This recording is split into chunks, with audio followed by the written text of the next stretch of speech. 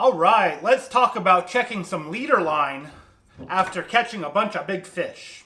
Now, as you have seen in some of my previous videos, I was able to catch a bunch of big fish at my really good flathead spot in a creek. I've caught fish there multiple times. I've even taken clients to fish there to catch some good flatheads. I've also broke off several times there and have been skunked when I tried fishing it in the middle of the summertime, when the water was greater than 90 degrees. Summertime is definitely not a good time to fish for catfish. Now, because of all the break-offs, I upgraded my line to 80-pound leader line on all of my catfish rigs. And I've fished this multiple times there, even around that wood. So it would be a really good idea if I checked this leader line for any kind of frays. And I figured I'd bring you guys along with me. Now I am trying out a new camera. It's another mirrorless camera like the M50 I had in the past. This is a Sony a6100 that I got for a really cheap price. And on the Sea Arc it seems to not be working out too well. I have a RAM mount that I was using with a GoPro and it's just not strong enough to keep this camera stable. I used the M50 on my other boat in a rod holder and it was rock solid. It was perfect. But I can't have that style rod holder on the windshield at all, because I'd have to drill through the glass to put the rod holder on there. Now, if any of you know how to mount like a rod holder on the windshield of a Sea Arc Pro Cat, leave a comment below. Now for the actual video, I need to check all my leader line to make sure none of it has any frays on it. I lost a fish simply because of a fray because of the wood in the water. This is a pretty good fish. Oh! Man, and this line has been out there enough that I really do need to check it. And I figured I'd bring you guys along with me because I've already posted 2 videos about this leader line breaking. Or at least one video of this 80-pound breaking and a video of the 50-pound I was using breaking. Now this one is fine. At least it looks fine. Let me see if I can get it closer to the camera. There we go. I'm just going to show this one close up, and I don't see any frays on it.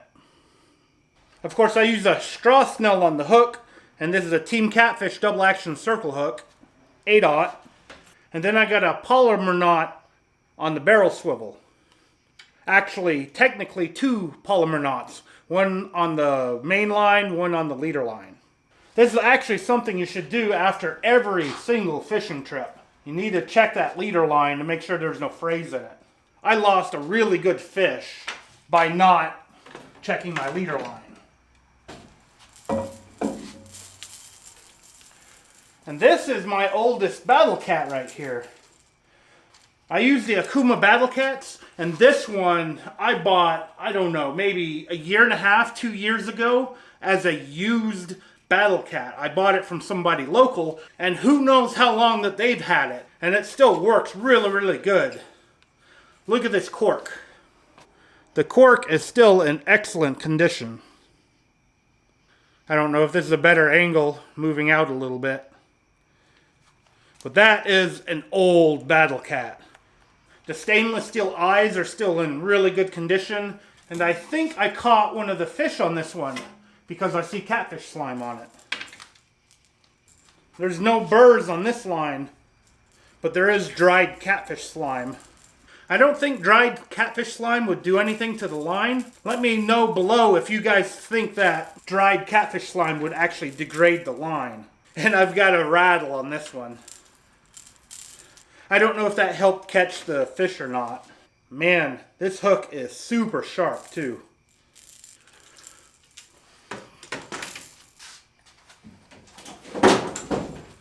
Just check these real quick. No frays on that line.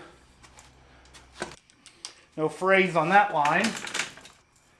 No frays on this line.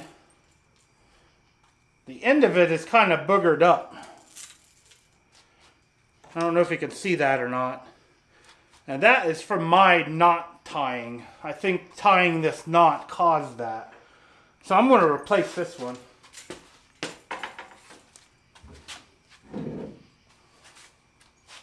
There's no real burrs on them, so I'm doing good with the 80-pound line and trying to fish away from the wood. And I think 2 of these are actually new because I did break off on 2 of them. It's probably the ones without rattles. Well, it looks like 3. 3 of them have been replaced.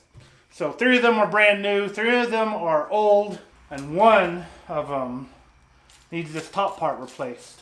The rest of this leader line is good. I might actually just shorten this leader. I'll probably name this video Checking Leader Line is a Good Idea. Right now I'm wanting to do more gear related videos on a Sunday, and this is definitely gear related. Take the sinker slide off so I can show you guys what a polymer knot is. I'm sure most of you know what it is, but for you that don't know what it is, I'll show you the absolute strongest knot you can do while fishing.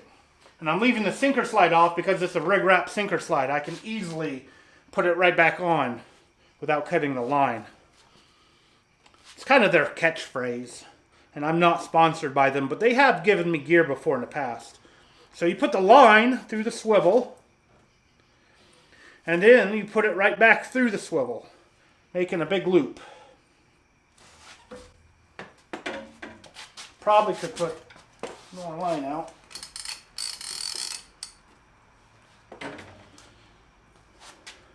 So you have this big old loop, and you just do an overhand knot with a loop. And then you put whatever it is, the swivel, the hook and swivel, whatever it is, through the loop. And then you pull it tight. Wet it a little bit, and then cut off the tag end. That is a polymer knot. And then you cut the line and do it all over again because I did it wrong. Okay, I need to put the hook and leader on first. So it's the same thing. Put it through. Make a smaller loop because I do want some of the leader line left over. The smaller the loop, the harder it is to do this. Wet it and pull it tight.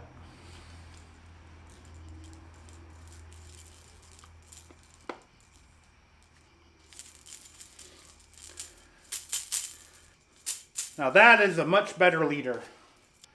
And then we'll go back to the main line and do the same thing and put the hook and the rattle and the swivel through that loop. Whoa.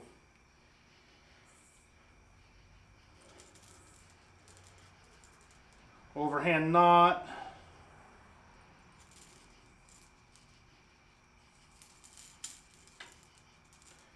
Pull it all together.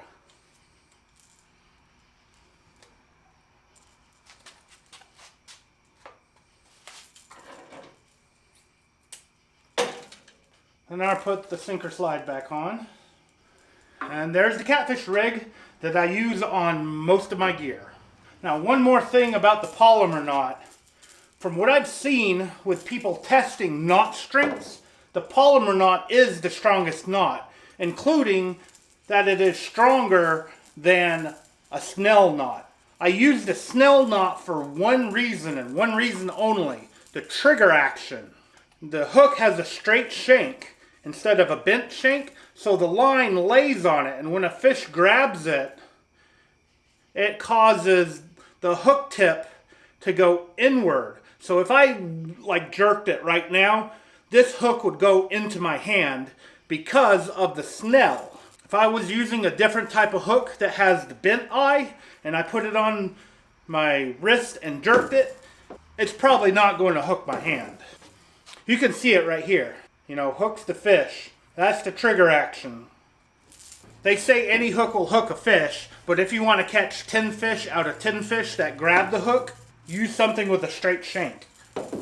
And whatever snell you want to use. Straw snell is a little bit better because both lines are underneath the loops. I'm using the Okuma Classic Pro size 300 as the reel for these rods. These are a little bit more expensive than what Joe with Chat Catfishing uses. He has the Okuma Classics. His reels have bushings. The Okuma Classic Pro has bearings in it. And I know other guides that had the bushing version of the Classic for years and years. and never had any issues with them, other than clients losing them over the edge of the boat. And I think the oldest he had was about 5 years old. And man, he has caught thousands of pounds of catfish on his reels. That goes to show even these cheaper bait casters, they last a good while.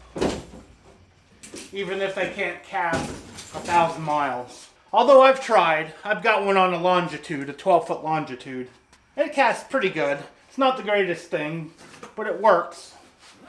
Well, I hope you guys enjoyed this gear-related video. I wanted to show you kind of what I'm doing with my equipment, give some advice for what you need to do after catching a bunch of big fish, and test out this new camera. If you don't mind me doing these gear videos, please hit that thumbs up and leave a comment below. I just want to know your thoughts on me doing this. And I want to thank you for taking your time out of your day to watch my video. I really, really appreciate it. Hopefully, I'll figure out my camera situation and get some more big fish in the boat. Thank you again for watching.